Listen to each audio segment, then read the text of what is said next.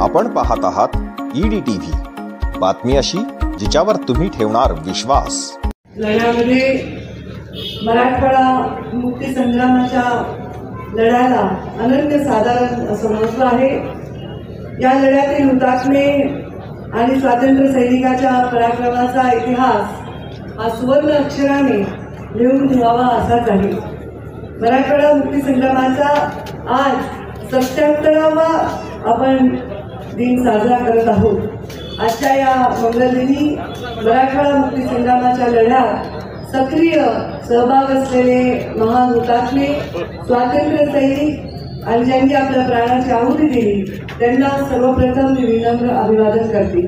या प्रसंगी इथे उपस्थित सन्माननीय स्वातंत्र्य सैनिक, ज्येष्ठ नागरिक, आमदार, खासदार, लोकप्रतिनिधी, पदाधिकारी, अधिकारी, कर्मचारी, आलेले सर्व विद्यार्थी, विद्यार्थिनी, पत्रकार बंधू आणि भगिनींनो, सर्वांना सर्वप्रथम मी मराठवाडा मुक्ती संग्राम दिनाच्या शुभेच्छा देते। की मराठवाडा मुक्ती संग्राम दिन आज आपण स्वतंत्र भारतात राहून सुद्धा स्वतंत्र होऊ शकलो नाही, ते स्वतंत्रता मिळवणारा दिवस आहे आणि त्यामुळे त्या दिनाचं महत्त्व आहे। आपल्या यावेळी देशातील 565 त्यावेळी ज्या संस्था होत्या त्यापैकी 562 संस्थांनी स्वतंत्र भारतात विलीन झाली होती, परंतु हैदराबाद, काश्मीर आणि जुनागड ही 3 संस्थांनी मात्र स्वतंत्र भारतात विलीन झाली नाही। त्यामुळे मराठवाड्यातील जनता ही निजाम संस्थानाच्या जुलमी राजवटीखालीच राहिली आणि त्यासाठी मराठवाड्यातील जनतेने निजामाच्या बंधनातून स्वतःला मुक्त करून भारतीय संघराज्यात सामील होण्यासाठी स्वामी रामानंद तीर्थ यांच्या नेतृत्वात संपूर्ण हैदराबाद संस्थानात मोठ्या प्रमाणात सशस्त्र लढा उभा केला होता। मराठवाडा मुक्ती संग्रामाचा लढा मराठवाड्याच्या गावागावातून अनेक स्वातंत्र्य सैनिकांनी शौर्याने लढवला। हा केवळ संस्थानाच्या विलीनीकरणाचा लढा नाही, तर भारताच्या प्रादेशिक अखंडतेचा लढा होता। निजाम शरण येत नाही, तसेच रजाकारांचे नागरिकांवर अत्याचार वाढत आहेत हे पाहून भारत सरकारचे तत्कालीन गृहमंत्री सरदार वल्लभभाई पटेल यांनी निजामाच्या विरोधात ऑपरेशन पोलो अंतर्गत पोलीस ऍक्शन सुरू केली आणि मराठवाडा मुक्ती संग्रामाचे आंदोलन 13 महिने सुरू होते। या आंदोलनामध्ये महान स्वातंत्र्य सैनिकांनी आपल्या प्राणाची आहुती आपले तो दिवस आला। 17 सप्टेंबर 1948 रोजी निजामाच्या जुलमी राजवटीतून मराठवाडा मुक्त होऊन भारतीय संघराज्यात विलीन झाला आणि या लढ्यामुळे भारतीय स्वातंत्र्याला खऱ्या अर्थाने संपूर्ण महत्त्वाचं पूर्णत्व प्राप्त झालं। मराठवाडा मुक्ती संग्रामात जालन्यानी दिलेलं योगदान अत्यंत महत्त्वाचं आहे। मराठवाडा मुक्ती संग्रामात या महाराष्ट्र परिषदेचे महत्त्वाचे योगदान देखील आहे।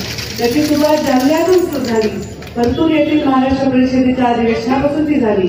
मुक्ती संग्रामात कोलते, पिंपळगावचे मोठे योगदान निजामाच्या अत्याचारापासून मराठवाडा मुक्त करण्यासाठी पिंपळगावकरांनी रजाकारांच्या विरुद्ध 22 जून 2048 रोजी सशस्त्र लढा दिला।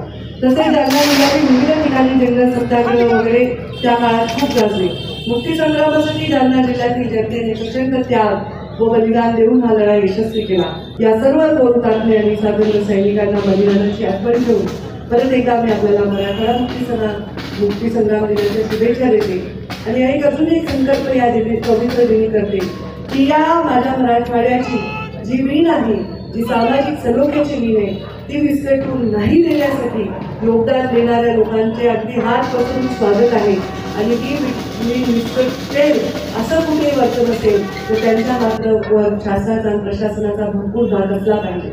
शेवटी आपण माणसं म्हणून एकत्र राहतो, आपण देशासाठी स्वातंत्र्यासाठी लढलो, आपण आपल्या मराठवाड्यासाठी लढलो, आपण आता कशासाठी लढतोय?